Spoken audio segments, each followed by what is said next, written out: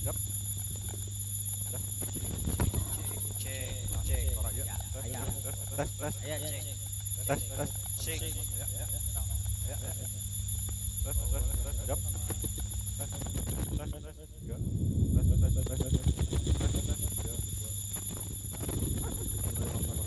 Assalamualaikum warahmatullahi wabarakatuh. Semangat pagi anak-anak. Kita ketemu lagi dengan pembelajaran sejarah Indonesia. Tes 11. Materi untuk kali ini yaitu mengenal tokoh nasional dan tokoh elang terus terbang jika tidak mau membuang waktu atau satunya burung yang berani pada gagak ya magap elang. Perhatikan elang hanya membuka sayapnya semakin lebar dan mulai terbang akan menggigit naik lebih tinggi dan tinggi lagi hingga ke langit. Namun makin tinggi tidak pernah menggubris pada elang, maka semakin sulit bagi gagak membalas setelah nafas. Kemudian akibatnya elang terus terbang ke bawah tidak mau kurang oksigen. Begitulah pada gagak ya alam mengajarkan kita elang hanya membuang waktu untuk selalu menanggapi mereka yang selalu mencibir naik lebih tinggi dan menyinyir langit. Bahkan mau fitnah tinggi tidak akan menggubris, tapi cukuplah dengan terus untuk mengembangkan diri kemudian dan menaikkan kapasitas diri hingga kita menjadi pribadi yang sukses dan menjadi pemenang kehidupan. Alam mengajarkan itulah sikap mulia dan membuang waktu untuk selalu dan luhur yang dimiliki pribadi paripurna yang memiliki ketinggian akhlak fitnah tinggi itu. Tapi esensi pembelajaran kita hari ini mengembangkan diri bahwa kita dengan berperan dan menjadi pemain kehidupan. Alam mengajarkan itulah kita mulia dan apa yang kita perjuangkan ada yang luhur yang dimiliki pribadi sampai meraih cita-cita supaya kita bisa fokus positif tinggi pembelajaran kita dan menaikkan kapasitas diri bahwa mencapai cita. Nah, dengan berperan hubungannya dengan materi kali ini bahwa para tokoh nasional dan daerah mereka punya sikap pantang menyerah, tidak peduli sampai dengan cita supaya kita bisa fokus, tidak peduli dengan hinaan, tidak peduli dengan kapasitas diri, keterbatasan yang ada dengan berperan pada mereka ini mereka hiraukan, mereka pantang menyerah,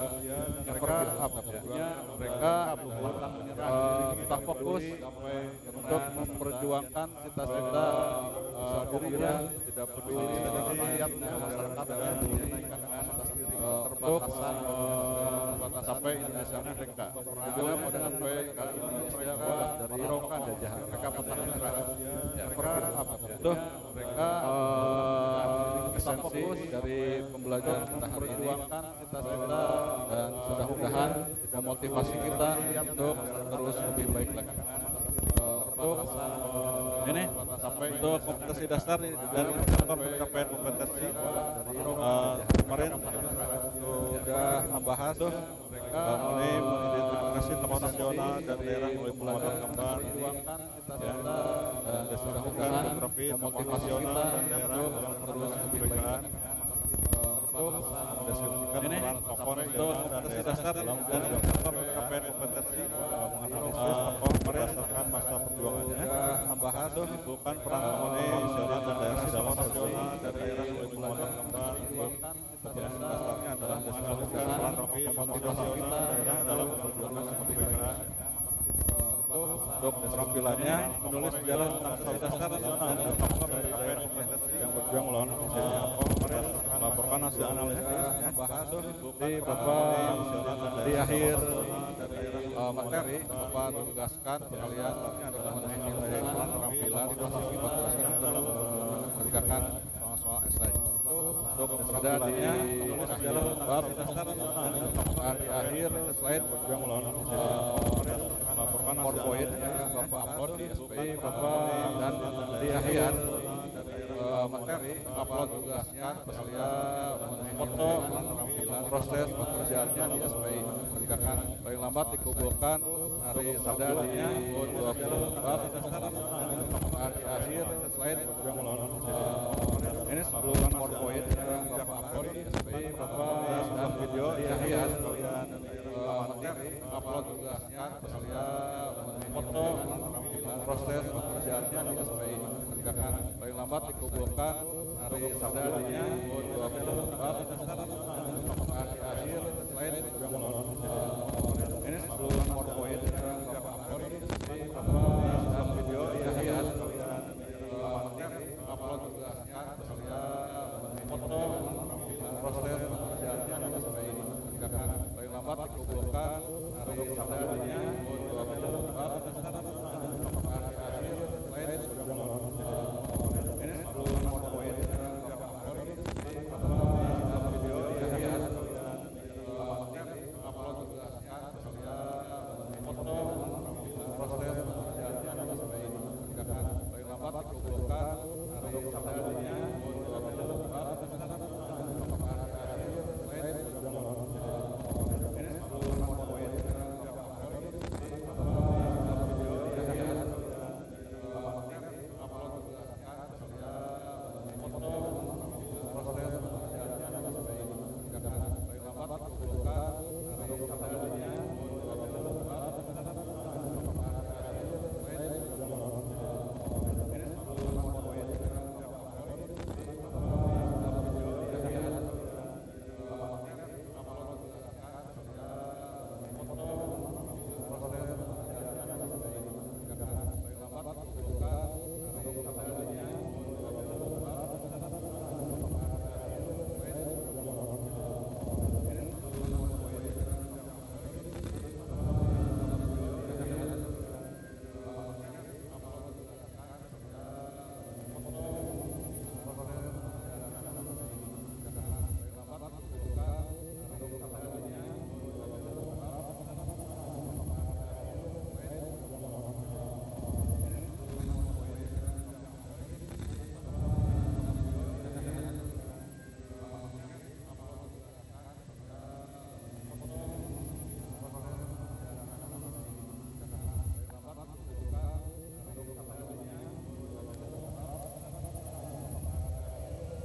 slide ini sebelum PowerPoint dalam video di akhir upload tugaskan saya foto proses pengerjaannya ada sampai ini paling lambat dikumpulkan hari Sabtunya 24 apakah di akhir slide ini sebelum PowerPoint dalam video di akhir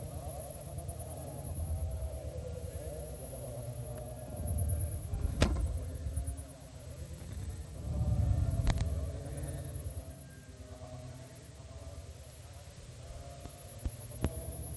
foto proses pengerjaannya ada sampai ini paling lambat dikumpulkan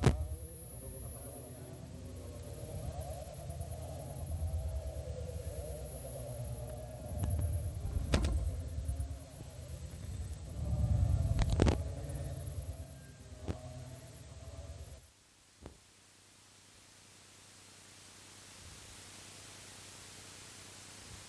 ya. Apa yang kalian pikirkan tentang video tersebut ya. Jadi video itu kita melihat bahwa begitu banyak para pahlawan yang telah berkorban, pantang menyerah, mereka berkorban jiwa, raga, harta ya. Dan begitu banyak pahlawan bisa digolongkan kepada tokoh-tokoh pada zaman sebelum kebangkitan nasional, masa kebangkitan nasional, dan masa proklamasi dan masa revolusi. Ini ada konsep bahwa mereka itu menjadi tokoh nasional di lingkup nasional menjadi tokoh nasional, dan di daerah menjadi tokoh daerah. Tapi akhirnya mereka dari tokoh-tokoh daerah tersebut ditetapkan oleh pemerintah sebagai pahlawan nasional karena mereka berasal dari berbagai daerah yang sebelumnya tidak mengenal konsep nasionalisme, tidak mengenal konsep kebangsaan ya.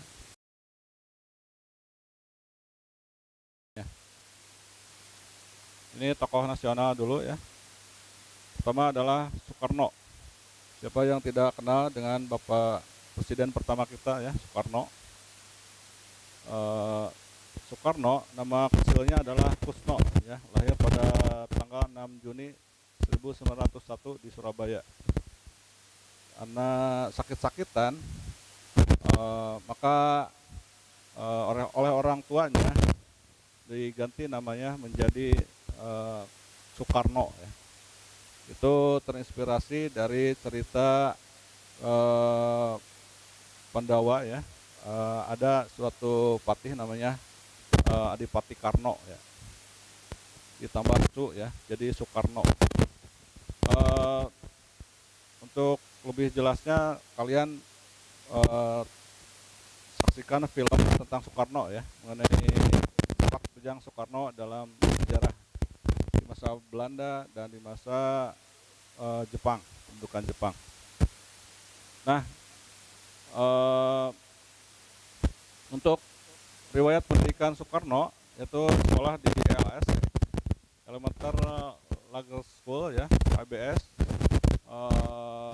Technische Hogeschool, yakni Technische Hogeschool itu yang sekarang menjadi ITB ya, sekolah bakal ITB. Ya gelarnya insinyur ya, untuk karir riwayat pendidikan Soekarno, dan ini kuliahnya itu di Bandung ya. Lalu Soekarno ini membentuk Alhemine Study Club di Bandung pada tahun 1926.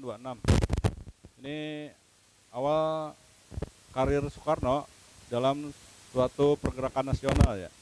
Ketika masih kuliah, beliau membentuk suatu study club ya di tempat kuliahnya ya. Lalu mendirikan Partai Nasional Indonesia (PNI) pada tanggal 4 Juli 1927. Ini menjadi partai yang pertama non kooperatif ya, selain Indese Partai ya. Jadi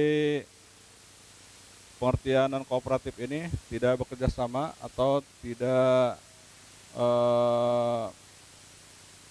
tidak patuh terhadap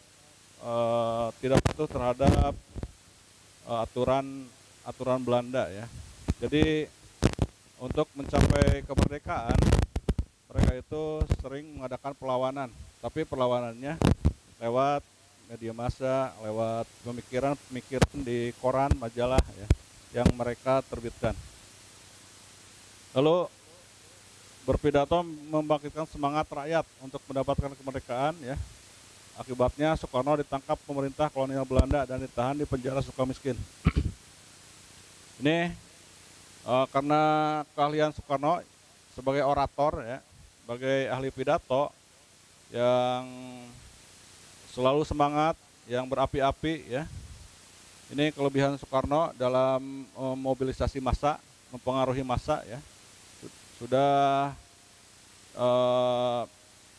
terbentuk jiwa kepemimpinannya ya, lewat orasi, lewat jago menggiring massa, mempengaruhi massa ya, Soekarno ini. Dan akibat pidatonya Soekarno ditangkap, akibat pemikirannya Soekarno ditangkap dan ditahan di penjara Sukamiskin di Bandung. Lalu menyampaikan pidato pembelaan berjudul Indonesia Menggugat ya di depan pengadilan sebelum dipenjara ya. Bahwa di pengadilan Soekarno menggugat Belanda ya, terjadinya ketimpangan sosial antara penduduk Belanda dan penduduk Indonesia. Bahwa penduduk Belanda yang kaya, yang golongan menengah ke atas, sedangkan kebanyakan mayoritas penduduk Indonesia yang golongan menengah ke bawah ya. Ini bentuk ketidakadilan ya, bentuk ketidakadilan dari pendudukan Belanda itu menurut Soekarno. Jadi Soekarno ini bisa melawan Belanda tapi bukan dengan senjata, tapi lewat pemikiran, lewat orasi ya, dan mempengaruhi massa. Dan pada tahun 1934 Soekarno mendapat hukuman pengasingan ke Pulau Ende, Flores ya, Nusa Tenggara Timur, dan Soekarno dibuang di Pulau Ende hingga 1938. Ini konsekuensi ya bagi pemimpin yang melawan pemerintahan. Harus berani berkorban, ditangkap, diasingkan ya, dan bahkan dijatuhi hukuman. Dan alhamdulillah Soekarno ini tidak sampai mendapat hukuman mati ya. Hanya untuk tahanan politik itu ditangkap dan diasingkan atau dipenjara. Lalu setelah merdeka, sebelum ini pada masa pendudukan Jepang ya, Soekarno itu dimanfaatkan oleh Jepang untuk cita-citanya Jepang mempengaruhi penduduk Indonesia untuk supaya membantu Jepang dalam pemenuhan logistik, dalam pemenuhan kerja rodi ya, kerja romusa. Kalau dalam zaman Belanda istilahnya kerja rodi, kalau zaman Jepang istilahnya para romusa ya, para tenaga kerja paksa di zaman Jepang. Ini yang mempengaruhi mereka itu adalah bisa mempengaruhi penduduk Indonesia untuk dengan sukarela menyetorkan beras ya, bahan makanan kepada Jepang, dan dengan sukarela menjadi tentara, dan dengan sukarela menjadi prajurit ya, dan dengan sukarela menjadi pekerja paksa tenaga romusa.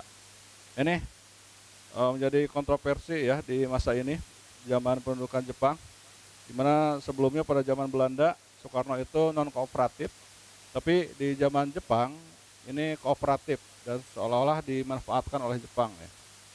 Tapi padahal Soekarno juga mempunyai cita-cita tersendiri, misi tersendiri ya. Jadi saling memanfaatkan. Seperti dibentuknya Putra itu dimanfaatkan oleh Jepang untuk mengumpulkan segala bahan makanan, untuk mengumpulkan tenaga rakyat ya, untuk dimanfaatkan untuk pekerjaan-pekerjaan berat. Tapi Soekarno sendiri memanfaatkan Putra untuk memobilisasi massa, mempengaruhi massa untuk mencapai kemerdekaan. Nah itu diketahui oleh Jepang dan akhirnya Putra dibubarkan ya, Pusat Tenaga Rakyat itu. Lalu Soekarno itu menjadi ketua PPKI, Panitia Persiapan Kemerdekaan Indonesia ya, yang sebelumnya Badan PPUPKI ya, Jaku Riswu Junbi Casakai, dan PPKI Jaku Riswu Junbi Inkai. Nah di masa ini PPKI ada perbedaan pendapat antara golongan muda, golongan tua ya. Golongan tua yang menjadi anggota PPKI, yang menjadi pengurus PPKI yang diketuai oleh Soekarno, bahwa kemerdekaan Indonesia itu harus lewat PPKI ya. Tetapi golongan muda tidak setuju lewat PPKI karena PPKI bentukan Jepang ya. Oleh golongan muda tidak mau kemerdekaan Indonesia itu lewat campur tangan Jepang ya. Inilah yang menjadi latar belakang terjadinya peristiwa Rengas Dengklok ya. Nanti kita bahas di materi selanjutnya. Lalu Soekarno juga menjadi tokoh proklamator ya. Jadi proklamator kemerdekaan Indonesia pada tanggal 17 Agustus 45 dengan Muhammad Hatta ya. Ini yang membacakan naskah proklamasi ya di kediamannya di Jalan Pegangsaan Timur nomor 56 ya. Lalu menjadi presiden pertama Republik Indonesia dipilih secara aklamasi lewat sidang pertama PPKI ya. Sidang PPKI pertama yakni tanggal 18 Agustus 1945 memilih secara aklamasi Soekarno sebagai presiden pertama Republik Indonesia. Lalu tanggal 21 Juni 1970 di masa berakhirnya kepemimpinan Soekarno, itu Soekarno dalam keadaan tidak sadar, kemudian pada jam 7 Soekarno meninggal dunia, dimakamkan di Blitar bersebelahan dengan makam ibunya. Jadi ini menjelang wafatnya Soekarno itu menjadi Presiden Republik Indonesia dalam berbagai sistem pemerintahan ya.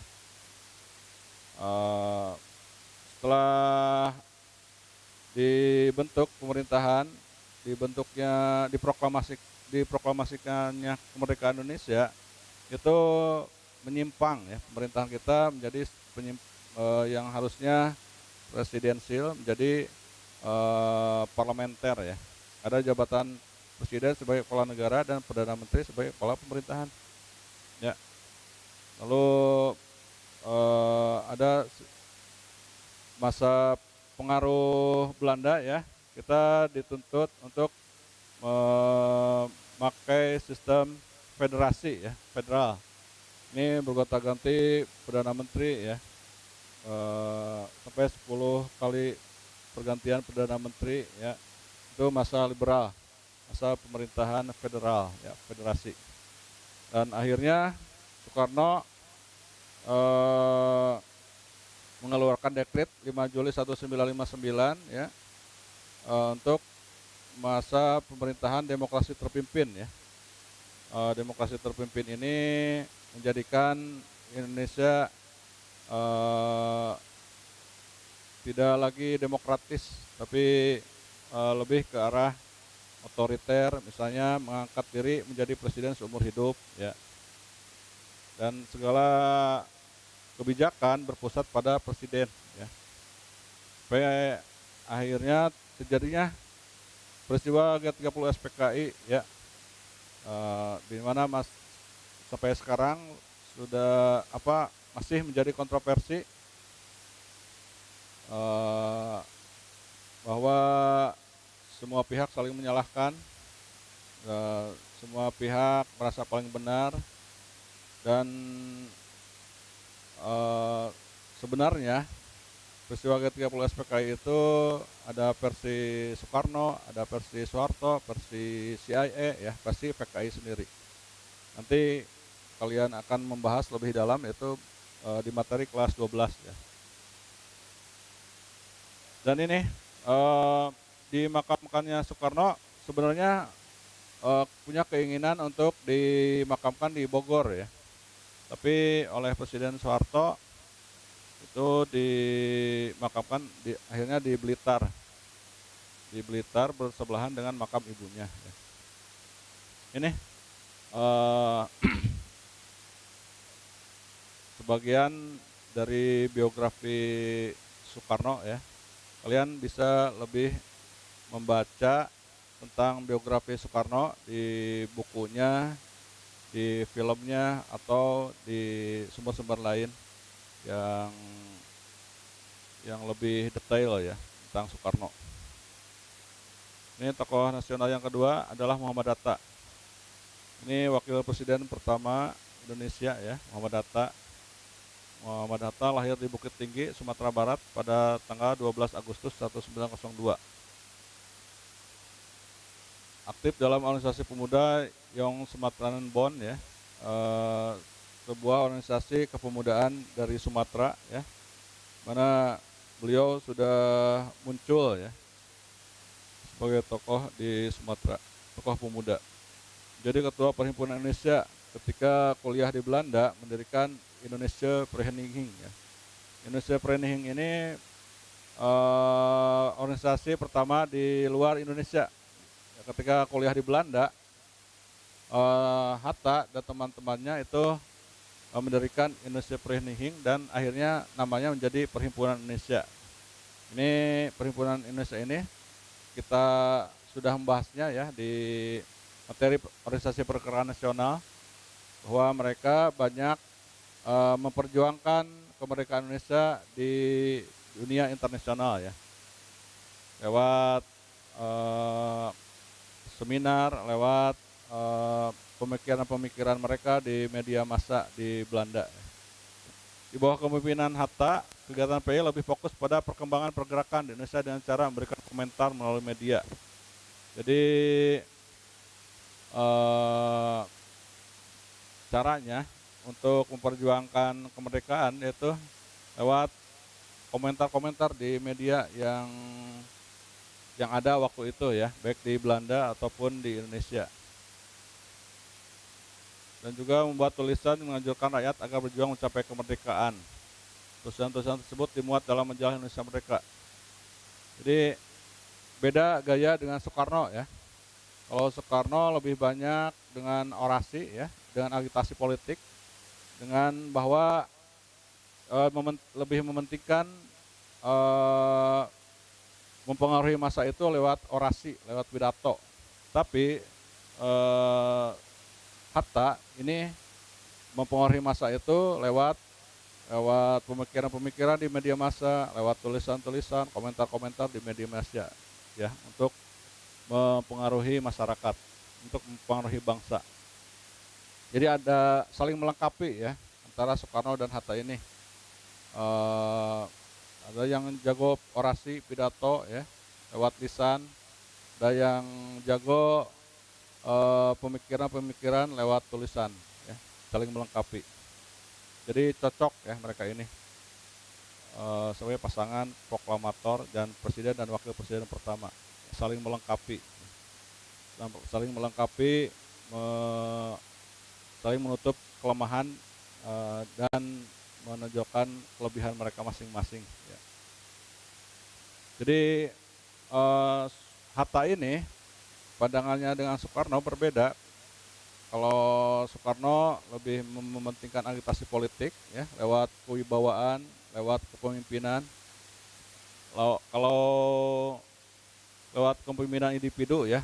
Kalau Hatta ini kaderisasi, lewat kaderisasi. Jadi pemimpin itu harus lahir dari adanya kaderisasi, tidak dimonopoli oleh individu. Ya. Kalau Soekarno itu pemikirannya itu, jadi suatu organisasi butuh tokoh yang disegani, dihormati, yang punya wibawa, ya, yang jago orasi dan pidato. Itu perbedaan pemikiran ya, antara Soekarno dan Hatta tentang adanya organisasi. Nah ini sepak terjang Muhammad Hatta juga, yakni mendirikan PNI baru ya bersama Sultan Syahrir. Ketika Soekarno ditangkap, ini tidak ada pemimpin, tidak ada ketua, maka lahir PNI baru ya. Itu menjadi pecah PNI itu. Lalu Sultan Syahrir mendirikan PNI baru bersama Hatta ya. Dan Hatta ini akademiknya itu ekonomi ya. Dia mengambil jurusan ekonomi, yang Muhammad Hatta ini sebagai Bapak Koperasi Indonesia ya. Karena yang memunculkan konsep koperasi ya. Jadi dikenal sebagai Bapak Koperasi Indonesia. Lalu setelah proklamasi kemerdekaan pernah menjadi Perdana Menteri pada sistem pemerintahan parlementer ya. Aktif terlibat dalam perundingan antara Indonesia dan Belanda, salah satunya adalah memimpin delegasi Indonesia dalam KMB. Jadi dalam sistem pemerintahan parlementer sudah jadi Perdana Menteri dan menjelang berakhirnya itu mengganti sistem pemerintahan kembali ke sistem presidensial ya. Menggantikan sistem parlementer ya. Nanti kita bahas apa itu sistem presidensial, sistem parlementer di materi berikutnya. Dan Muhammad Hatta menjadi pemimpin delegasi Indonesia dalam Konvensi Meja Bundar yang dilaksanakan di Den Haag ya. Yang menjadi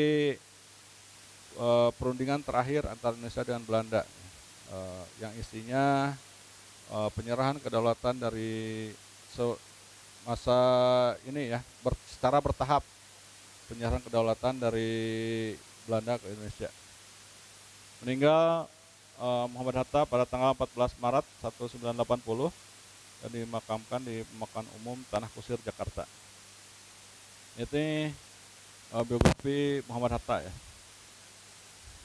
Lalu tokoh nasional berikutnya yakni Ahmad Subarjo. Ini lahir di Teluk Jambe, Karawang, Jawa Barat pada tanggal 23 Maret 1896 ya. Perannya terlibat dalam beberapa organisasi seperti Young Yava dan Persatuan Mahasiswa Indonesia di Belanda ya. Sama Ahmad Subarjo juga ini mahasiswa Indonesia yang kuliah di Belanda seperti Muhammad Hatta dan mengambil jurusan hukum ya. menengahi golongan pemuda, golongan tua dalam peristiwa Rengas Dengklok ya. Jadi sebagai mediator ketika Muhammad Hatta dan Soekarno diculik ke Rengas Dengklok dan bisa mengembalikan Soekarno Hatta ke Jakarta ya. Bahwa menurut Ahmad Subarjo ke golongan muda bahwa paling lambat proklamasi kemerdekaan itu tanggal 17 Agustus ya. Kalau lebih dari tanggal 17 Agustus maka goroklah leher saya itu ya. Itu sebagai jaminan Ahmad Subarjo akan segera memproklamasikan kemerdekaan Indonesia dan bisa melepaskan Soekarno Hatta dari penculikan dari golongan muda ya. Ini pasca kemerdekaan yang menjadi Menteri Luar Negeri tahun 45 dan sampai 52 ya. Jadi Menteri Luar Negeri pertama Indonesia ya. Ahmad Subarjo ini mempunyai tugas untuk diplomasi bahwa Indonesia harus diakui oleh negara-negara lain sebagai negara yang berdaulat ya. Ini tugasnya berat sekali ya. Bahwa Menteri Luar Negeri sekarang Retno Marsudi mengidolakan Ahmad Subarjo ini ya sebagai Menteri Luar Negeri pertama. Dan di awal tugasnya beliau bertugas di rumahnya dan mengeluarkan sayembara siapa yang akan menjadi anak buahnya ya di media massa. Itu ada mendaftar 10 orang, yang 5 orang sebagai diplomator ya, yang berperan sebagai diplomasi, dan yang 5 orang lagi sebagai tenaga administrasi ya. Ini ciri khas dari Ahmad Subarjo ya sebagai jago diplomasi, jago mediasi, dan makanya ditunjuk oleh Soekarno sebagai Menteri Luar Negeri ya. Dan menjadi duta Indonesia di Swiss tahun 57 sampai 1961. Ini dalam perannya untuk berkiprah di kancah internasional ya, bahwa di Swiss ada ini ya pengadilan ya, ada pengadilan internasional ya, ada lembaga-lembaga internasional yang harus didiplomasi oleh Ahmad Subarjo ya, yang harus dikunjungi ya oleh Ahmad Subarjo. Dan Ahmad Subarjo wafat pada tanggal 15 Desember 1978 di Kebayoran Baru ya, akibat penyakit komplikasi. Nah ini Bapak Diplomasi Indonesia ya, Ahmad Subarjo. Lalu tokoh nasional lainnya ada Sultan Syahrir, lahir di Padang Panjang, Sumatera Barat ya, pada tanggal 5 Maret 1909. Nah ini juga Sultan Syahrir sama dengan Ahmad Subarjo dan Hatta, yakni kuliahnya di luar negeri ya, di Belanda. Ini perannya menjadi anggota Partai Nasional Indonesia ya, memimpin gerakan bawah tanah pada masa pendudukan Jepang di Indonesia. Ini kontra dengan Soekarno ya. Ini bagian dari golongan muda, bahwa perlawanan Sultan Syahrir pada zaman pendudukan Jepang itu non kooperatif ya. Sebaliknya dengan Soekarno yang kooperatif. Lalu pasca merdeka dia memimpin kabinet menjadi Perdana Menteri Syahrir 1, 2, dan 3 ya. Karena waktu itu pergantian kabinet, gimana parlemen? Kalau parlemen tidak setuju dengan sikap, dengan kebijakan Perdana Menteri, bisa dengan sah menggulingkan Perdana Menteri ya. Karena definisi parlementer yakni bahwa kekuasaan ada di parlemen, ada di anggota dewan. Lalu menjadi penasehat Soekarno ya, dan membentuk Partai Sosialis Indonesia. Ini menjadi penasehat Soekarno, tapi di akhir masanya ini tragis ya, Soekarno dan Syahrir ini berlawanan ya, berbeda pendapat, dan diindikasikan Syahrir lewat PSI-nya terlibat dalam peristiwa PRRI Permesta, suatu pemberontakan terhadap pemerintahan Soekarno. dan diasingkan ya Sultan Syahrir ini, dan meninggalnya di Swiss saat melakukan pengobatan penyakitnya pada tanggal 9 April 1966. Ya. Itulah politik ya. Politik itu kawan jadi lawan dalam sekejap ya, lawan jadi kawan dalam sekejap. Tidak ada kawan abadi, tidak ada kawan yang abadi, yang ada hanya kepentingan yang abadi ya. Ini tokoh nasional lainnya adalah Muhammad Yamin. Beliau lahir di Talawi, Sawah Lunto, Sumatera Barat pada tanggal 24 Agustus 1903. Merupakan seorang sastrawan, sejarawan, budayawan, politikus, dan ahli hukum. Ya, ini keahlian beliau ya, banyak sekali. Sastrawan, sejarawan, ahli hukum juga ya. Memulai karir sebagai seorang penulis pada dasar 20-an ya. Orang penulis ya. Keterlibatannya dalam bidang politik dimulai ketika Muhammad Yamin bergabung dengan Jong Sumatera Bon ya, sama seperti Muhammad Hatta ya. Muhammad Yamin aktif mengemukakan gagasan tentang persatuan Indonesia. Ini bapak nasionalisme Indonesia ya, Muhammad Yamin. Memberikan pemikirannya untuk bahwa Indonesia itu bersatu, tidak pandang etnis, tidak pandang agama, tidak pandang suku ya, tidak pandang budaya, semua harus mempunyai paham kebangsaan, paham nasionalisme. Seperti jargonnya beliau bahwa Indonesia itu dijajah selama 3,5 abad ya oleh Belanda. Itu merupakan maksud bahwa Indonesia itu harus merasa senasib dan sepenanggungan ya. Indonesia dari Sabang sampai Merauke merasa dijajah 3,5 abad ya. Tapi faktanya tidak selama itu ya Indonesia dijajah di masing-masing daerah.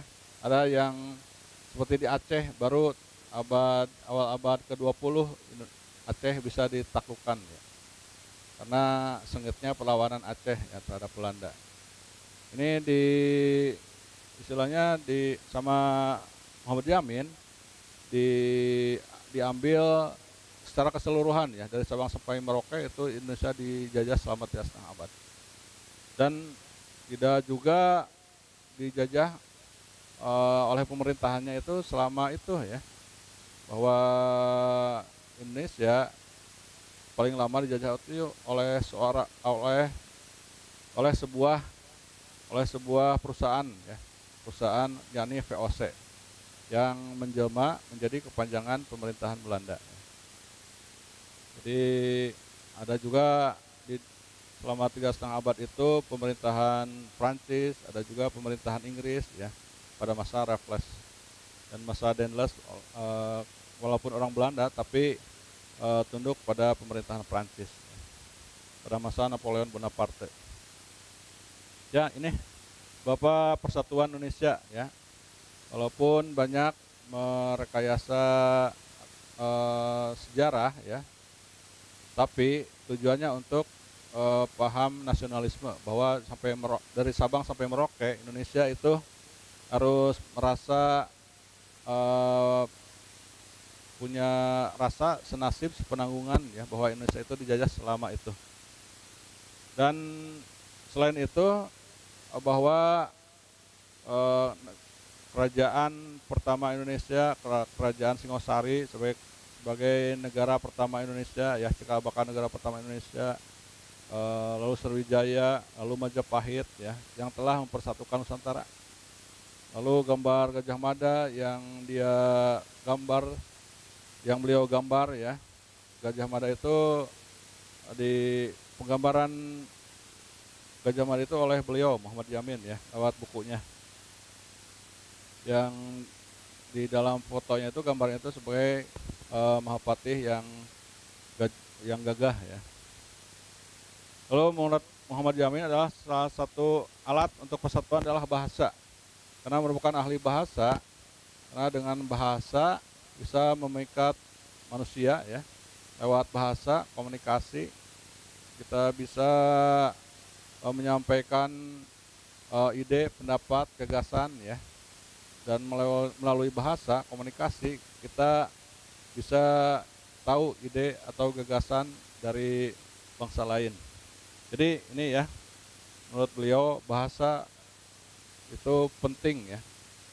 Kita bisa berbagai bahasa daerah, berbagai bahasa asing ya. Ini sebagai alat persatuan. Dan bahasa Indonesia itu sebagai bahasa persatuan ya. Bahasa Indonesia sebagai bahasa persatuan. Kita banyak di negara kita ya, Indonesia ini berbagai macam bahasa daerah dan disatukan lewat bahasa Indonesia. Lewat kongresnya juga pemuda ya, tanggal 27 sampai 28 Oktober 1928, Muhammad Jamil berperan penting merumuskan Ikrar Sumpah Pemuda ya. Lalu pada masa perumusan teks Pancasila ya, ada pemikiran beliau, jadi adanya dasar negara ya, adanya dasar pemikiran untuk menentukan dasar negara ya. Selain Muhammad Yamin ada Mr. Supomo dan Soekarno. Dan Muhammad Yamin ini meninggal di Jakarta pada tanggal 17 Oktober 1962 pada umur 59 tahun. Selanjutnya adalah Ki Hajar Dewantara, memiliki nama asli Suwardi Suryaningrat ya, lahir di Yogyakarta pada 2 Mei 1889. Ini sebagai tokoh pendidikan ya. Tanggal lahirnya 2 Mei sebagai Hari Pendidikan Nasional ya. Karena perannya aktif nulis dalam surat kabar ya. Dalam seperti Medan Jawa di Yogyakarta, di Express di Bandung. Dia bersama dengan Dewas Tekar ya, Ernest Dewas Tekar membentuk industri partai ya, partai radikal pertama ya. Kenapa disebut radikal? Karena cita-citanya menggapai Indonesia merdeka pada zaman Belanda ya. Dan lewat tulisannya yang kritis, als ik een Nederlander was ya, seandainya aku seorang Belanda, mengkritik kebijakan Belanda, meminta uang kepada rakyat Indonesia untuk biaya merayakan kemerdekaan Belanda 100 tahun ya, 100 tahun kemerdekaan Belanda dari penjajahan Prancis ya. Ini tulisan beliau ya, as ik een Nederlander was, seandainya aku seorang Belanda. Dan juga nanti ya, Dewas Tekar juga sama mengkritik kebijakan Belanda ini ya. Lalu menjadi anggota Serikat Islam ya, dengan Cokro Aminoto ya, bersama-sama membangun Serikat Islam, lalu mendirikan Indonesia Partai bersama Dewas Tekar dan Cipto Mangunkusumo ya. Ini di Bandung ya didirikannya. Lalu sebagai organisasi pertama yang radikal ya, Indonesia Partai. Lalu mendirikan perguruan taman siswa pada tanggal 3 Juli 1922. Ini dengan slogannya yang terkenal adalah ing ngarso sungtulodo, ing madyo mangun karso, tuturi handayani ya. Ini sebagai dari jargonnya pendidikan Indonesia, tuturi handayani. Apa maksud ing ngarso sungtulodo? Bahwa di pendidikan itu harus kita bisa di depan anak-anak, di depan siswa, seorang guru bisa memberikan keteladanan di depan anak-anak ya, di depan siswa. Ing ngarso sungtulodo, ing madyo mangun karso, di tengah-tengah anak-anak si guru bisa membimbing mereka ya, membimbing ya kepada kebaikan ya, dan meluruskan apabila mereka menyimpang ya. Lalu tuturi handayani artinya dari belakang mereka memberikan motivasi ya, seorang guru itu untuk mereka lebih bisa menaikkan kapasitas diri, kualitas diri lewat moral, norma ya, pengetahuan agama dan pengetahuan akademiknya ya, peningkatan keimanan dan ketakwaan dan sebagainya. Ini mampu motivasi siswa-siswi untuk menaikkan kapasitasnya dan memotivasi belajar siswa.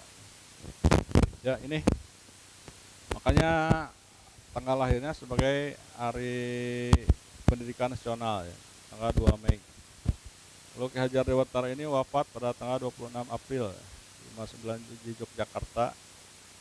Karena Yogyakarta sebagai pusat adanya taman siswa ya.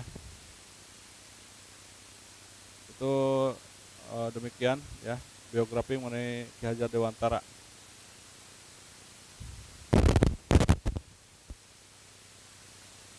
Jadi Ki Hajar Dewantara ini mempunyai nama aslinya Suwardi Suryaningrat ya. Lalu tokoh nasional lainnya adalah Tirto Adi Suryo, lahir di Blora, Jawa Tengah pada tahun 1880 ya. Jadi kalian pernah ada situs ya tirto.id. Ini terinspirasi dari ini ya, Tirto Adi Suryo sebagai platform situs untuk mencari berita ya, untuk cari artikel dan sebagainya, ada di tirto.id. Karena beliau ini aktif menulis pada surat kabar ya, seperti Kabar India, Orlando, Pemberita Betawi ya, mendirikan surat kabar Sunda Berita, lalu Medan Priayi ya sebagai surat kabar dengan visi nasional pertama di Indonesia. Tirto Adi Suryo wafat pada tanggal 7 Desember 1918 ya. Tanggal wafatnya diperingati sebagai Hari Pers Nasional ya, 7 Desember sebagai Hari Pers Nasional, dan dianugerahi Tirto Adi ini sebagai pahlawan nasional pada tanggal 3 November 2006. Ya, ini diperingatinya tanggal wafatnya ya, tanggal wafat dari tokoh tersebut sebagai Hari Pers Nasional. Lalu selanjutnya adalah Cokro Aminoto Haji Omar Said, HOS itu Haji Omar Said ya, Cokro Aminoto, lahir di Ponorogo, Jawa Timur tahun 1883 ya. Ini Cokro Aminoto ini adalah gurunya dari Soekarno, Kartosuwiryo, dan Musso ya.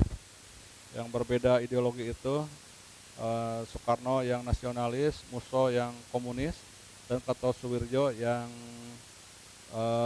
religius, mendirikan DITI ya, Darul Islam dan Tentara Islam Indonesia, DITI, pemberontakan terhadap Soekarno ya. Dan Musso sebagai tokoh komunis pernah mengadakan pemberontakan PKI di Madiun ya. Ini gurunya beliau ya, gurunya dari Musso, Soekarno, dan Kartosuwiryo ya. Ini Soekarno bisa menjadi orator, bisa menjadi ahli pidato, berguru pada ini, karena Cokro Aminoto itu sebagai orator ulung juga ya, jago memobilisasi massa, jago menghipnotis massa lewat orasinya, lewat pidatonya ya, yang berapi-api, yang bersemangat. Peran beliau mengusulkan pengubahan nama Serikat Dagang Islam menjadi Serikat Islam ya, karena Serikat Dagang Islam itu terbatas, dan Cokro Aminoto ingin anggotanya itu lebih luas, lebih banyak, maka diganti tidak khusus untuk dagang saja, untuk ekonomi saja, tapi diganti menjadi Serikat Islam, dihilangkan kata dagangnya. Lalu jadi perwakilan SI dalam Volksraad. Volksraad ini semacam Dewan Perwakilan ya, Dewan Perwakilan di masa sekarang, pada masa Belanda. Lalu melakukan perlawanan melalui aktivitas di Serikat Islam dan tulisannya dalam surat-surat kabar ya. Lalu Cokro Aminoto wafat pada tanggal 17 Desember 1934 di Yogyakarta. Dia mendapat julukan The Ronde van Java atau Raja Jawa tanpa mahkota ya, dari pemerintah Belanda karena pengaruhnya yang besar sebagai sumber inspirasi bagi tokoh-tokoh nasional ya, yang jadi muridnya. Lalu Dr. Sutomo ya, Dr. Sutomo. Ini seorang dokter ya, lulusan Stovia, lahir di Nganjuk, Jawa Timur. Jadi ketua organisasi Budi Utomo, ini pendiri Budi Utomo ya. Sebagai cikal bakal kebangkitan nasional ya, Budi Utomo. Tanggal 20 Mei sebagai Hari Kebangkitan Nasional ini berasal dari didirikannya Budi Utomo ya. Mendirikan Indonesia Study Club ya pada tanggal 1 Juli 24, kemudian ganti nama menjadi Persatuan Bangsa Indonesia pada 11 Oktober 1930. Lalu mendirikan surat kabar harian Suara Umum, mingguan penyebar semangat. Jadi Dr. Sutomo dan Wahidin Sudirohusodo dan Cipto Mangunkusumo ini mendirikan Budi Utomo. Jadi para dokter lulusan Sofia ya. Sofia ini cikal bakal UI sekarang, kedokteran UI sekarang. Sofia Fakultas Kedokteran zaman Belanda ya. Dan Sutomo ini kesehatannya menurun dan wafat pada tanggal 30 Mei 1938. Ini Budi Utomo tidak berkembang luas, tidak beranggotakan banyak karena hanya di Jawa saja dan priai Jawa saja ya, eksklusif ya organisasi ini. Tidak untuk semua kalangan ya, makanya kurang berkembang. Tapi sebagai cikal bakal organisasi pergerakan nasional ya, sebagai Hari Kebangkitan Nasional. Ini program-programnya yaitu vaksinasi gratis ya, pengobatan gratis bagi masyarakat yang tidak mampu ya. Diharapkan kalian yang bercita-cita jadi dokter, kalian juga mengadakan program-program bakti sosial ya, tidak hanya komersil saja ya, untuk pengobatan gratis bagi masyarakat yang tidak mampu. Kalian mudah-mudahan ada inspirasi dari pendiri Budi Utomo ya. Lalu tokoh nasional selanjutnya adalah Haji Samanhudi ya, lahir di Surakarta, Jawa Tengah tahun 1878. Ini pendiri Sarekat Dagang Islam ya, yang sebelumnya Perkumpulan Mardi Burdi ya. Menjadi ketua Sarekat Dagang Islam yang kemudian bernama menjadi Sarekat Islam ketika diketuai oleh Cokroaminoto. Ini sebagai tokoh inspirasi dari Cokroaminoto ya, Haji Samanhudi ini. Haji Samanhudi ini menggait Cokroaminoto untuk mengembangkan Sarekat Dagang Islam. Dan pada zaman Cokroaminoto sebagai Sarekat Islam ya. Jadi Samanhudi melihat Cokroaminoto itu sebagai tokoh yang punya kompeten ya dalam berorganisasi ya. Lalu Samanhudi wafat pada tanggal 28 Desember 1956 di Klaten. Tokoh selanjutnya itu Dawas Dekar, lahir di Pasuruan ya. Menerbitkan majalah Sestrip pada tahun 1910 di Express ya, bersama dengan Suwadi Suryaningrat ya. Di separtai memperkenalkan istilah Indie for Indiers. Jadi ini seorang istilahnya Indo ya, Indo Belanda, bapaknya Belanda, ibunya Indonesia. Tapi beliau itu bangga menjadi orang Indonesia ya. Waktu itu zaman Belanda, anak hasil pencampuran Belanda dengan Indonesia tidak termasuk pada golongan Belanda ya. Jadi disamakan dengan pribumi ya. Ini makanya tidak setuju dengan itu ya, dan bercita-cita untuk memerdekakan Indonesia. Jadi Dawas Dekar ini berbeda dengan Dawas Dekar yang dulu zaman tanam paksa ya, yang sebagai mutatuli. Kalau dulu namanya yang Maksapelar ya, yang menuliskan Maksapelar, yang istilahnya mutatuli, itu Edward Dawas Dekar ya. Kalau yang ini Ernest Dawas Dekar. Tapi Ernest dengan Edward Dawas Dekar itu masih keluarga ya. Termasuk kakeknya ya. Kakeknya dari Ernest Dawas Dekar. Ya. Kakek dari Ernest Dawas Dekar ya. Edward Dawas Dekar ini. Kalau Edward Dawas Dekar yang sebagai Maksapelar ya, membuat karya Maksapelar di zaman tanam paksa ya. Itu nama lainnya Mutatuli, itu Belanda Tulen ya. Ayah ibunya Belanda. Kalau yang ini ayahnya Belanda, ibunya penduduk Indonesia ya, penduduk pribumi. Ini Dawas Tikar wafat pada tanggal 28 Agustus 1950. Jadi bersama-sama Suwardi Suryaningrat, Cipto Mangunkusumo ya, ini mendirikan Indische Partai ya. Lalu tokoh nasional selanjutnya adalah Sukarni. Ini lahir pada tanggal 14 Juli 1916 di Blitar, Jawa Timur. Perannya terlibat dalam usaha mencapai kemerdekaan pada peristiwa Rengas Dengklok ya. Ini bagian golongan muda dari perbedaan pendapat antara golongan muda dengan golongan tua ya. Ada yang menyebutkan bahwa yang mengusulkan bahwa teks proklamasi ditandatangani oleh Soekarno dan Hatta atas nama bangsa Indonesia itu adalah Sukarni ya. Ada sumber yang menyebutkan itu.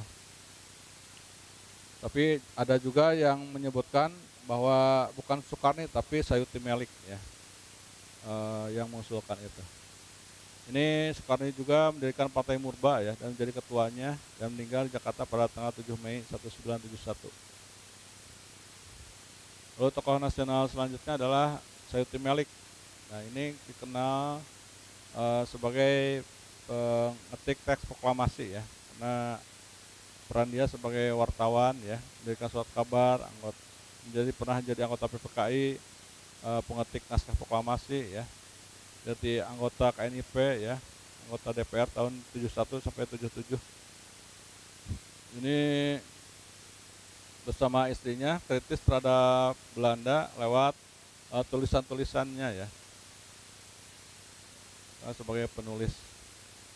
Dan ada yang menyebutkan bahwa yang mengusulkan teks proklamasi ditandatangani oleh Soekarno atas nama Soekarno Hatta atas nama bangsa Indonesia itu ini ya, Sayuti Melik ya. Lalu tokoh nasional selanjutnya adalah Burhanuddin ya.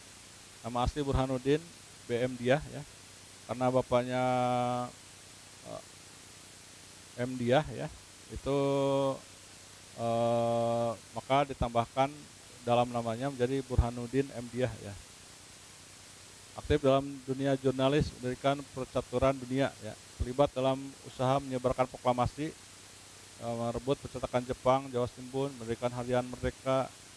Pasca kemerdekaan menjadi duta besar ya di Ceko dan Hongaria. Pada tahun 59 diangkat menjadi Menteri Penerangan ya, tahun 68, dan wafat tahun 96 di Jakarta ya. Ini sebagai wartawan ya, dan pernah menjadi Menteri Penerangan pada masa Soekarno. Mungkin ini Menteri Penerangan waktu itu yang pertama ya, Menteri Penerangan BM Diah zaman Soekarno. Tokoh nasional selanjutnya adalah Supriyadi. Lahir pada tanggal 13 April 25 di Trenggalek, Jawa Timur ya. Perannya adalah menjadi anggota PETA yang menentang praktik Romusa dan memimpin pemberontakan yang paling besar ya, yang membuat kerepotan Jepang ya. Sebagai tentara PETA pembela tanah air yang dibentuk oleh Jepang, tapi mengadakan pemberontakan terhadap Jepang. Pasca pemberontakan, keadaan Supriyadi tidak diketahui apakah masih hidup atau tewas dalam pertempuran ya. Jadi misterius Supriyadi ini ya. Kalau meninggal tapi tidak diketahui kuburannya, tidak diketahui makamnya ya, dan tidak diketahui jasadnya ada di mana. Misterius. Ketika dipanggil ditunjuk sebagai Panglima TNI, Panglima Tentara Indonesia, Supriyadi ini tidak kunjung datang ya, dan menyimpulkan bahwa Supriyadi ini sudah tewas terbunuh, tapi misterius. Dan akhirnya diadakanlah pemilihan secara voting ya, pemilihan Panglima Tentara, Panglima BKR ya. Itu Urip Sumoharjo, lalu akhirnya Panglima Jenderal Sudirman sebagai Panglima utara Indonesia. Ini tokoh selanjutnya adalah Jenderal Sudirman, ya. Lahir di Purbalingga, Jawa Tengah pada tanggal 24 Januari 1916. Ini sebagai Panglima Tentara Nasional Indonesia, Panglima Besar ya. Sebelum menjadi jenderal, Panglima Besar, itu dikesampingkan peran Sudirman ya. Tapi setelah mampu mengusir Belanda di Ambarawa, ini disematkanlah pangkat jenderal ya, pada Sudirman ini, yang sebelumnya kolonel. Menjabat sebagai Daidanko, Komandan Batalion Peta di Banyumas ya. Setelah Peta dibubarkan, ia membentuk Badan Keamanan Rakyat Daerah Banyumas, jadi Komandan Resimen ya TKR, memimpin pertempuran Ambarawa dan menjadi Panglima Besar TKR dan pangkat jenderal. Ini peran beliau ya, sebelum diangkat jadi jenderal, jadi Panglima Besar TKR. Lalu pada agresi militer Belanda II, ia memimpin perang gerilya dalam keadaan sakit. Ini beliau meskipun sakit memimpin perlawanan secara gerilya ya, dengan taktik yang diambil dari perlawanan Pangeran Diponegoro ya, perang gerilya, taktik hit and run dan supit urang ya. Jadi menyerang lalu setelah terpancing lari ya, menyerang lari untuk memberikan teror ya terhadap Belanda. Dan karena keterbatasan persenjataan dan keterbatasan tentara, keterbatasan teknologi ya persenjataan, maka diambillah taktik perang gerilya. Ini ada filmnya ya, film Sudirman. Kalian harus menonton ya, wajib menontonnya sebagai sumber inspirasi bagi kita untuk pantang menyerah ya, berjuang walaupun dalam segala keterbatasan ya, meskipun dalam keadaan sakit, sebagai sumber inspirasi bagi kita semua ya. Terus pantang menyerah ya, berani berkorban. Di Sudirman ini yang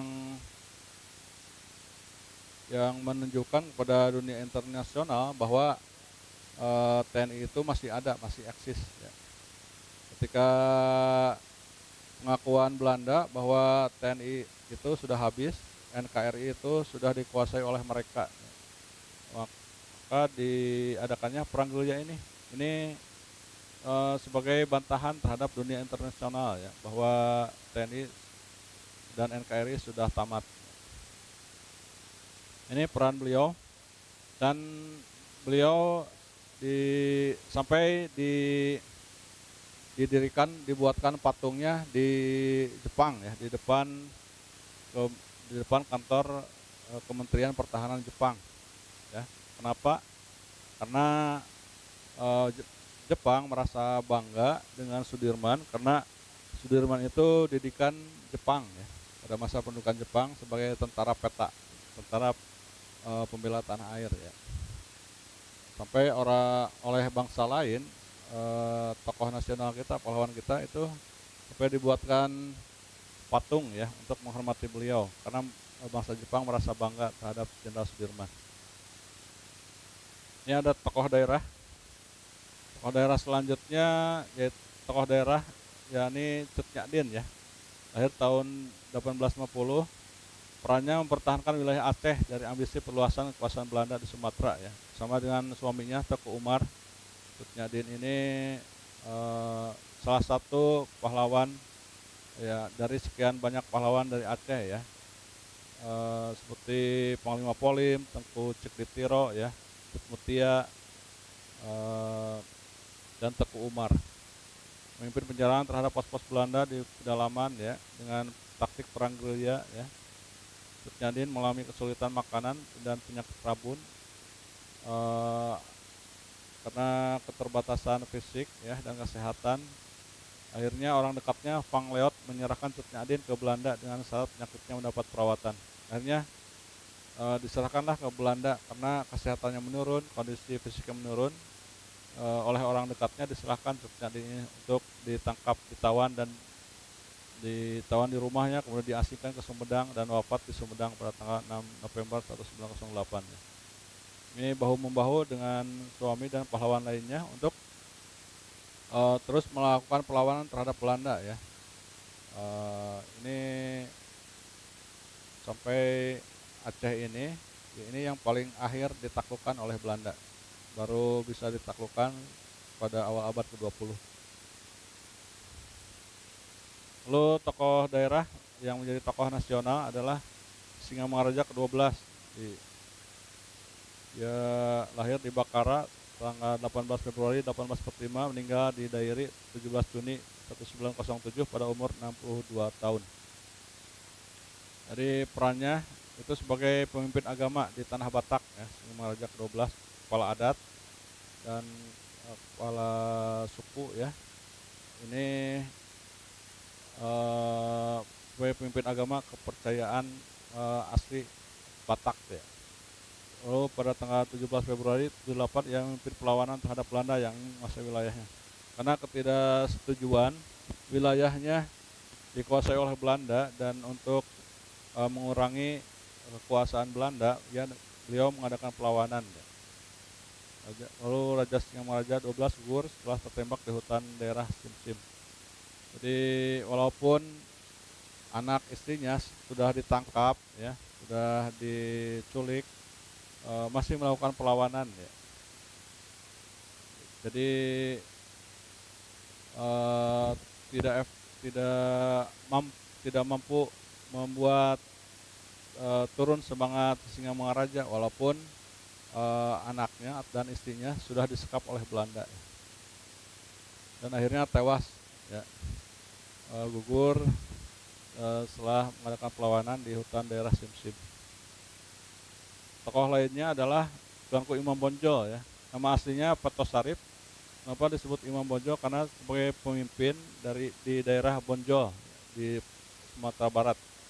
Perannya adalah melerai dampak perang antara kaum Pardi dengan kaum adat dan menyebarkan ajaran Islam.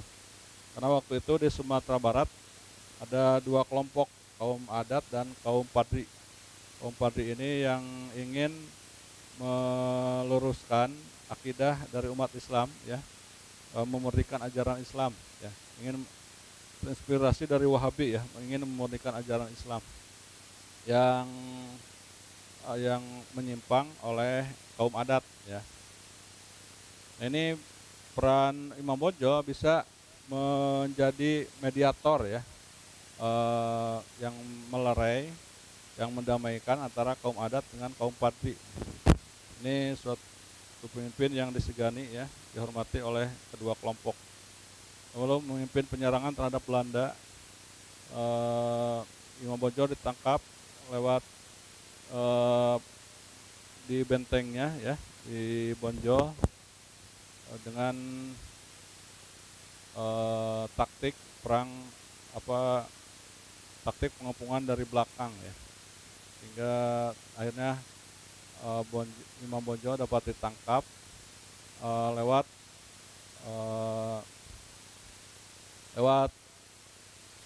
perundingan ya, lewat perundingan.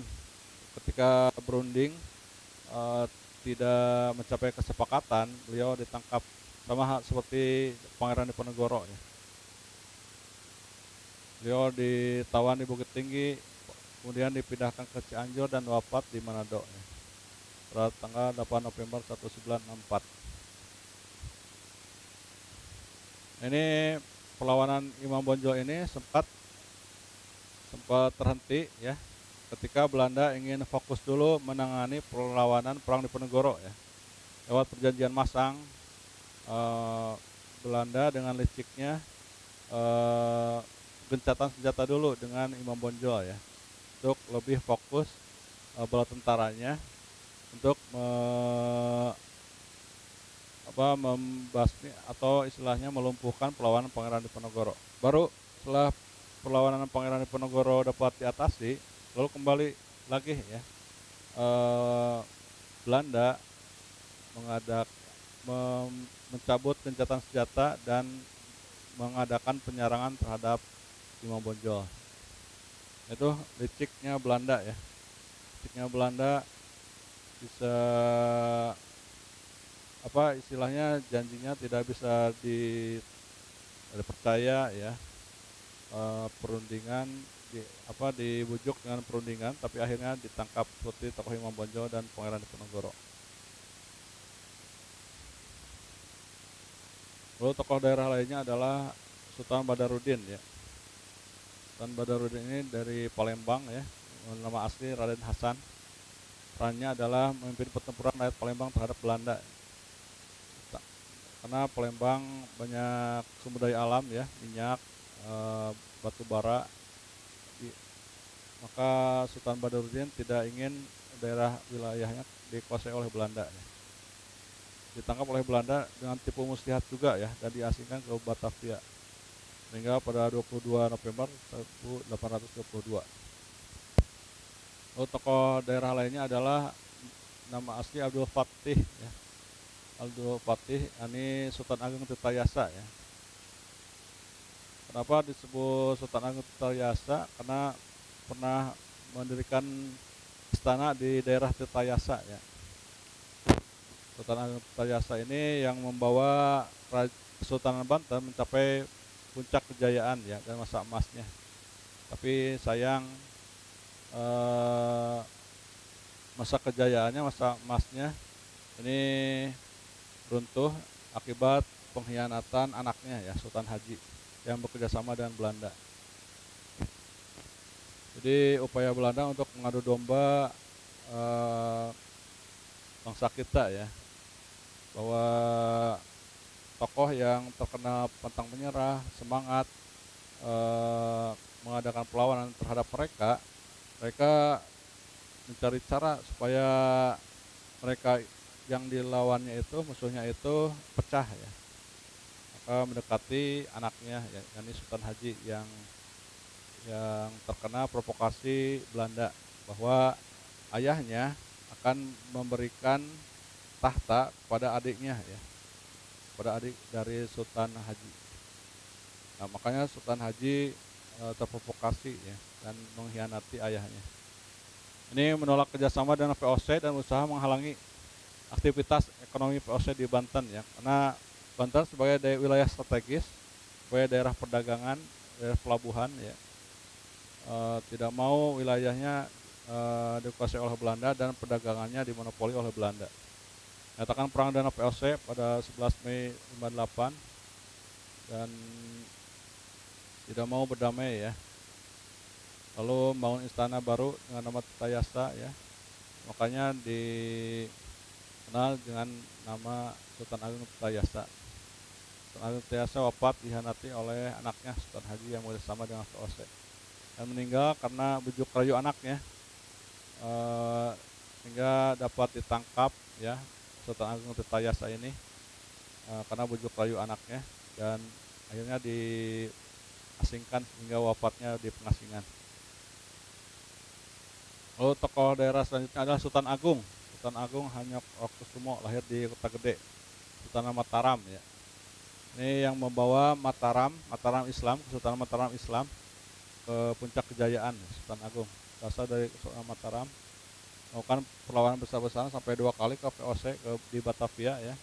Tapi semuanya gagal karena taktik liciknya Belanda VOC ya. VOC ketika perbakalan logistik yang ada di Karawang ya, sumber logistiknya itu dibakar oleh Belanda dan kapal-kapal perangnya dibakar oleh Belanda, sehingga terpaksa harus jalan kaki dari Mataram, dari Jogja ke Jakarta ya. Hingga ketika sampai di Jakarta kelelahan tentaranya ya, sehingga gampang dikalahkan. Nah juga perbekalannya habis, dibakar, juga kelaparan ya, karena tidak ada habis ya, dibakar oleh Belanda, makanya menjadi kelaparan para tentara dari Sultan Agung ini ya. Jadi tokoh yang sangat anti Belanda ya. Ini pada masa Mataram ini Sultan Agung sampai menguasai hampir seluruh Jawa ya, termasuk daerah Priangan ya. Makanya ada tulisan aksara Sunda sekarang itu berbeda dengan tulisan aksara pada zaman Bapak zaman dulu di SD SMP ya. Jadi kalau tulisan aksara Sunda zaman dulu yang dipelajari oleh Bapak itu tulisan aksara yang dipengaruhi oleh Mataram, Jawa, ya, Hanacaraka. Tapi kalau yang sekarang ini asli yang didapatkan dari Belanda dan juga mempengaruhi bahasa Sunda. Ada undak usuk basa ya. Ada undak usuk basa di bahasa Sunda. Jadi ada bahasa untuk sendiri, ada bahasa untuk orang lain, ada bahasa kasar, ada bahasa halus ya. Ini pengaruh dari Sultan Agung ketika Sultan Agung menguasai Priangan. Jadi sebenarnya bahasa Sunda yang asli kita ini seperti bahasa Sundanya orang Baduy ya, yang kasar ya, yang istilahnya kalau kita kesannya jorang ya, tahu jorang ya, itulah ya, yang kasar ya, yang kasar. Jadi kita ada undak usuk bahasa itu pengaruhnya dari Mataram ya, dari Sultan Agung. Dan Sultan Agung juga yang membuat kalender Jawa ya, dan munculnya kejawen ya, masa Sultan Agung. Jadi kejawen ini suatu kepercayaan sinkretisme ya, percampuran kepercayaan antara Islam, Hindu dan kepercayaan Jawa. Ini tokoh daerah selanjutnya adalah Pangeran Diponegoro. Ini ini keturunan dari bangsawan raja di Mataram ya, dari keturunan dari Hamengkubuwono ketiga ya, anak. Tapi Pangeran Diponegoro tidak mau tinggal di istana, memilih tinggal dengan neneknya ya. Seorang pribadi yang sederhana, support dengan rakyat, bergaul dengan rakyat, dan peduli terhadap rakyat. Karena ketidaksetujuan Pangeran Diponegoro terhadap kehidupan istana yang glamor, mewah, adanya maksiat ya, perjudian, mabuk-mabukan dan sebagainya ya, yang tidak sesuai dengan ajaran Islam. Ini anti Belanda ya, Pangeran Diponegoro ini mengadakan perang Jawa, karena hampir seluruh daerah Jawa melawan ya, membantu Pangeran Diponegoro. Dan juga Pangeran Diponegoro ini disangkanya itu sebagai Imam Mahdi atau Ratu Adil ya, Ratu Adil yang dipercaya dalam ajaran Islam, dan membuat Belanda kewalahan ya, sampai mengadakan gencatan senjata dulu di perang Padri ya, dengan Imam Bonjol untuk fokus untuk meredam perlawanan Pangeran Diponegoro ya. Ini 5 tahun, selama 5 tahun ya, tahun 25 sampai 30, 1825 sampai 1830, dengan menerapkan siasat perang gerilya. Ini Panglima Besar Jenderal Sudirman terinspirasi oleh ini, taktik cupit urang, taktik hit and run ya, dari perlawanan perang Diponegoro. Diponegoro ditangkap karena ada kajian budaya bahwa pemimpin Jawa itu tidak gengsi ya, martabatnya turun, harkatnya turun apabila menyerah dalam perang. Jadi pemerintahan Belanda waktu itu menerima usulan dari seorang budayawan ya, si Van Essinga ya, bahwa Pangeran Diponegoro itu tidak mungkin menyerah ya, tidak mungkin menyerah. Jadi harus dibujuk supaya bisa datang di suatu perundingan, dan ketika perundingan tidak tercapai kesepakatan itu ditangkap ya. Usulannya itu dijalankan oleh Belanda dan membujuk supaya Pangeran Diponegoro itu datang ke perundingan, dan akhirnya ditangkap ketika perundingan tidak mencapai kesepakatan, dan kemudian diasingkan ke Semarang ya, lalu ke Manado dan ke Makassar, sehingga wafatnya di Makassar pada tahun 69 tahun. Tokoh daerah selanjutnya adalah Gusti Ketut Lantik ya. Ini dikenal dengan perang puputan ya. Jadi perang puputan ini perang sampai titik darah penghabisan ya, di dalam tradisi Hindu. Menolak tuntutan Belanda melanggar hukum tahun Karang, pertahankan Bali dari serangan pasukan Belanda. Gugur di pegunungan Badai Punduk di Bali ya.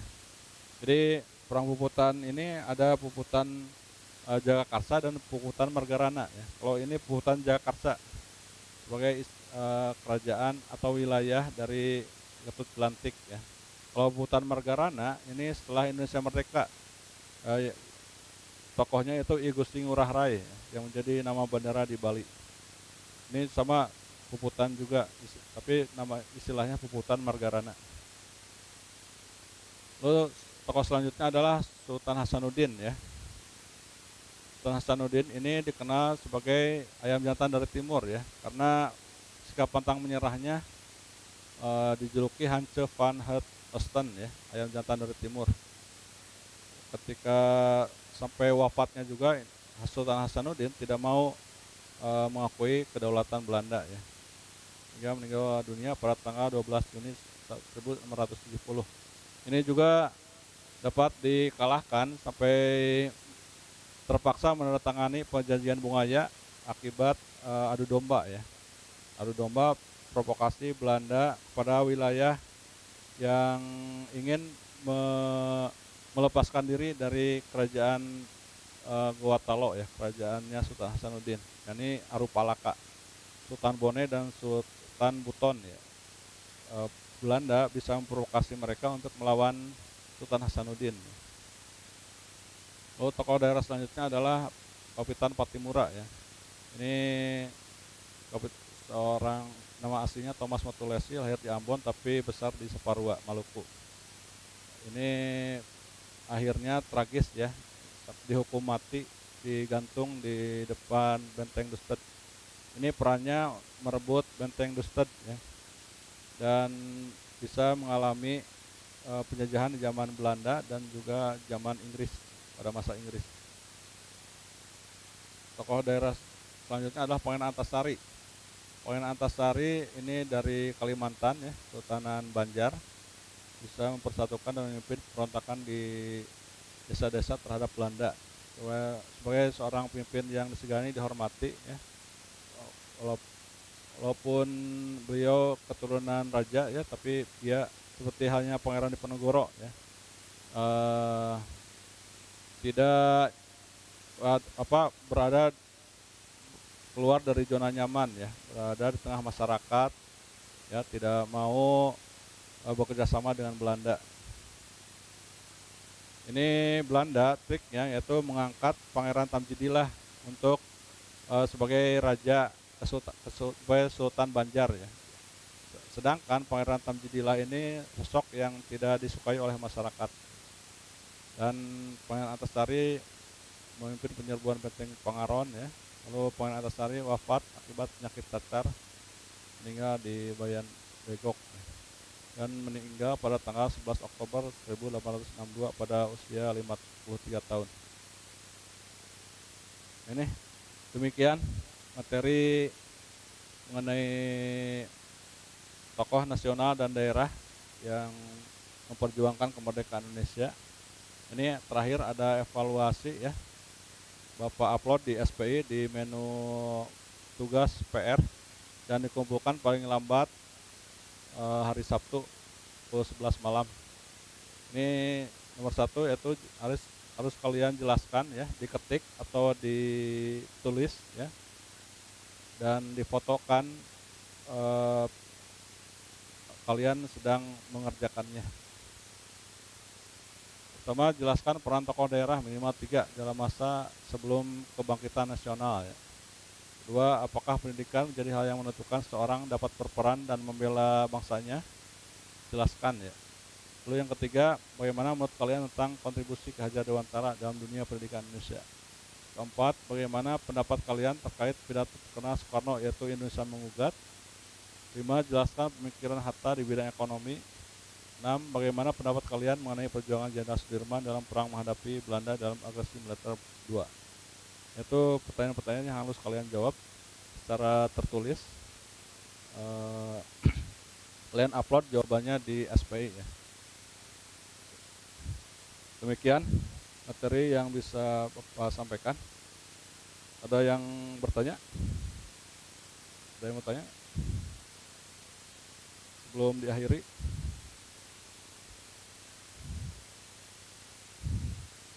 Kalian pastikan sudah mengisi presensi yang berakhir, yang sudah Bapak set waktunya itu berakhir 11.30.